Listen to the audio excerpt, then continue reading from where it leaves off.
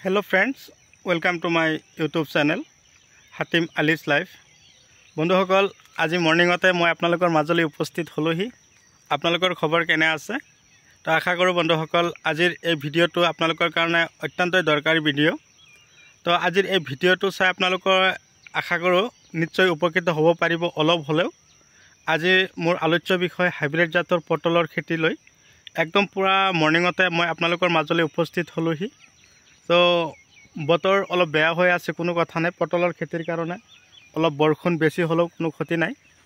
তো যিমান বৰষুণ হয় সিমানে পটলৰ খেতিত পটলবিলাক বেছিকৈ লাগিবলৈ প্ৰস্তুতি লয়।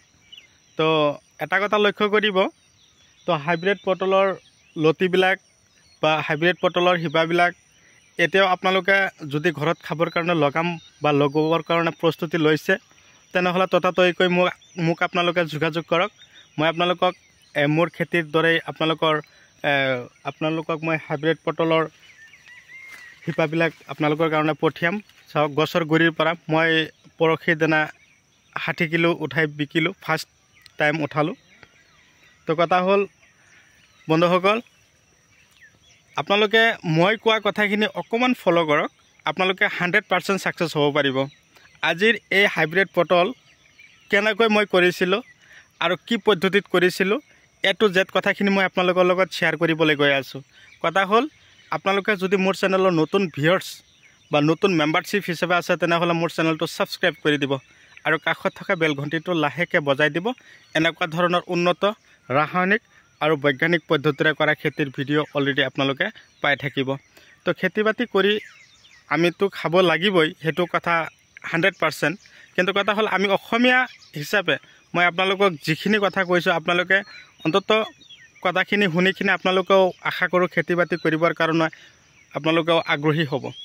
তো কথা হ'ল মই এজন শিক্ষিত নিবনুৱা, মই নিজেও খেতি কৰিছোঁ। ইয়াত ধৰক অলৰেডি 1.5 বিঘা মাটিৰ পটলৰ চাং দিছোঁ। মই গছখিনি অলৰেডি চাঙত ধুনীয়াকৈ উঠাই দিলোঁ, লাহে লাহে উঠিলে। এতিয়া মই 40-50 আশা কৰোঁ অহা সপ্তাহত, যোৱা সপ্তাহত তাৰমানে 3 দিন আগতে 60 কিলো উঠাই বিকিলোঁ। তো এতিয়া আশা কৰোঁ কুইণ্টেলত আহি যাব। তো পটলৰ ধৰণবিলাক মই আপোনালোকক দেখুৱাই দিম। পটলবিলাক একেবাৰে গছৰ গুৰিৰ পৰাই লাগিবলৈ আৰম্ভ কৰে। চাওক ধৰণটো এনেকুৱা ধৰণৰ হ'ব, চাওক। তো আপোনালোকে যদি ইচ্ছা কৰে যে মই 1 কঠা মাটি ঘৰত লগাই হ'লেও খাম, দেউতাই ঘৰতে 1 কঠা মাটি পটল যোৱা বছৰ লগাইছিল, এইবছৰ এডভান্স আহি গ'ল। মই আকৌ এইটো খেতি নতুনকৈ লগাইছোঁ।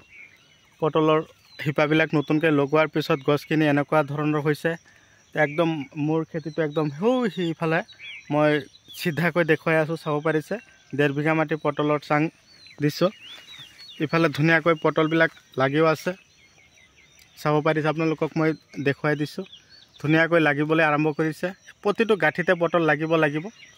চাওক আগবিলাক, প্ৰতিটো আগতে পটলবিলাক প্ৰতিটো গাঁঠিয়ে লাগি আছে।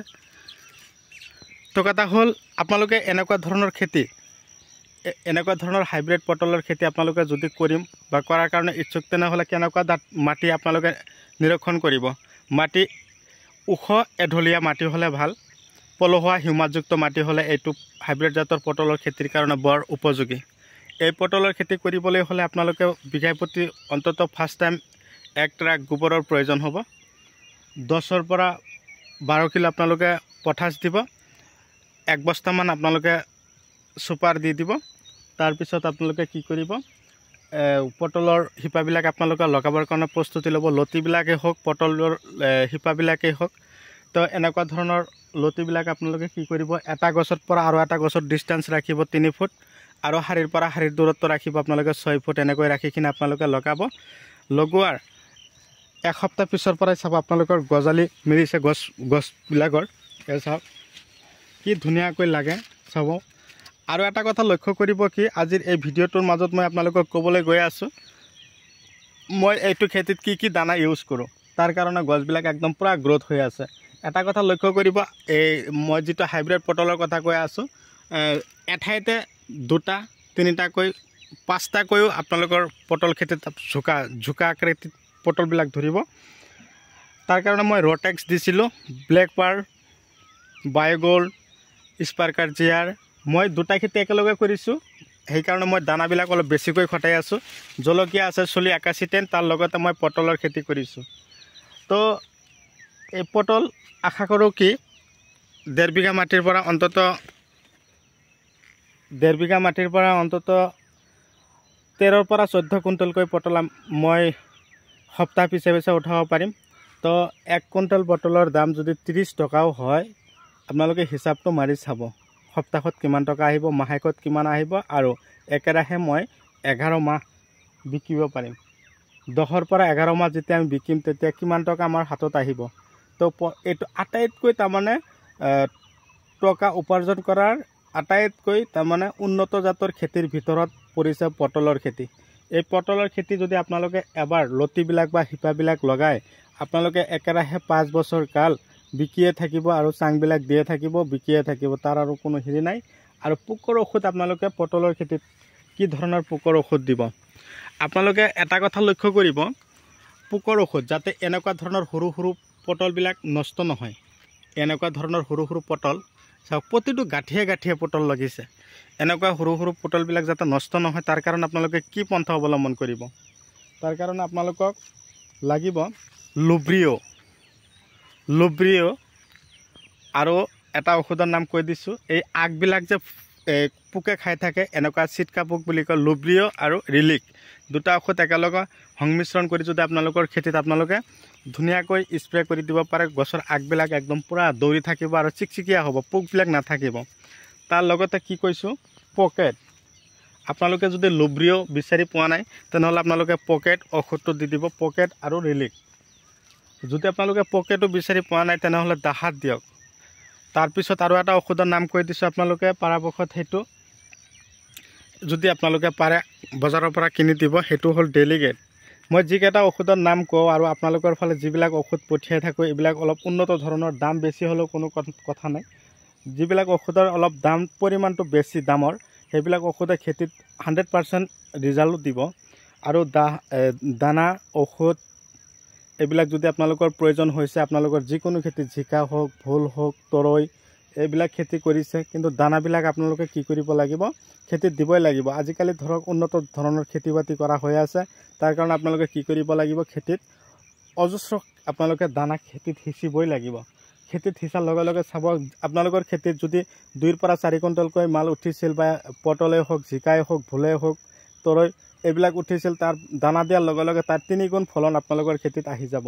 আৰু আপোনালোকে পটলৰ লতিবিলাক যেতিয়া লগোৱাৰ পিছে পিছে আপোনালোকে কি কৰিব, মেটেকা নহ'লে খেৰেৰে ধুনীয়াকৈ ঢাকি ৰাখিব। এসপ্তাহৰ পিছতে চাব গছখিনি একদম পূৰা ওলাই আছে, তেতিয়া আপোনালোকে লাহেকৈ তাক হেণ্ডালি দি দিব, লাহে লাহে চাং গৈ পাব। মই চাং দিছোঁ একদম পূৰা ধুনীয়াকৈ। এইবিলাক তাৰমানে সূতাৰে চাং দিলে কি হয়, সূতাৰে চাং দিলে গছৰ যিটো আমাৰ খৰচটো কমি যায় খেতিত। মইতো বাঁহেদি দিছোঁ একদম পূৰা, মোটামুটি মোৰ 67,000 টকা এটা খৰচ গৈছে 1.5 বিঘা মাটিত। তো কোনো কথা নাই, আহি যাব। 4টাৰ পৰা 5টামান বজাৰ কৰিলে আমাৰ টকাখিনি উঠি আহিব। তো কথা হ'ল বন্ধুসকল, আপোনালোকে মোৰ ভিডিঅ'টো কোন ঠাইৰ পৰা চাই আছে মই আপোনালোকক অশেষ ধন্যবাদ জনাইছোঁ। আপোনালোকেও আশা কৰোঁ যদি মোৰ নিচিনা আপোনালোকেও শিক্ষিত নিবনুৱা হৈ আছে তেনেহ'লে অন্ততঃ আপোনালোকৰ ঘৰতো 1 পৰা 2 বিঘা মাটি পটলৰ চাং এনেকৈ দি থওক। আপোনালোকে যদি আপোনালোকৰ শিপাৰ কিবা প্ৰয়োজন হৈছে মোক যোগাযোগ কৰক, মই আপোনালোকক যোগান ধৰিম হাইব্ৰিড জাতৰ পটলৰ শিপা। তো কথা হ'ল মোৰ ভিডিঅ' চাই কেনে পাইছে, যদি আপোনালোকৰ ভিডিঅ' চাই বহুত ভাল পাইছে তেনেহ'লে মোৰ ভিডিঅ' চাই যদি ভাল লাগিছে তেনেহ'লে আপোনালোকৰ মূল্যৱান আঙুলি এটা মোৰ ভিডিঅ'টোত এটা লাইক দি দিব, আৰু যিমান পাৰে আপোনালোকে মোৰ ভিডিঅ'টো শ্বেয়াৰ কৰিব। এটা শ্বেয়াৰৰ কাৰণে চাওক আপোনালোকৰ কি হ'ব, বন্ধু বান্ধৱীয়ে এনেকুৱা ধৰণৰ খেতি কৰিবৰ কাৰণে আগ্ৰহী হ'ব। তো কথা হ'ল মই আৰু বিশেষ আলোচনা নকৰোঁ, মই যিকেইটা দানাৰ কথা কৈছোঁ, যিকেইটা ঔষধৰ কথা কৈছোঁ আৰু যেনেকুৱা পদ্ধতিত আপোনালোকক অৱলম্বন কৰিব কৈছোঁ, আপোনালোকে মোৰ কথাখিনি ফ'ল' কৰি আপোনালোকৰ খেতিত পূৰা দমে লাগি যাওক, সফল হওক, লাখত টকা উপাৰ্জন কৰক, তাৰে কামনাৰে আজিৰ ভিডিঅ' মই এইখিনিতে অন্ত পেলাইছোঁ। পৰৱৰ্তী ভিডিঅ'ত মই আপোনালোকক পুনৰাই লগ পাম। ধন্যবাদ।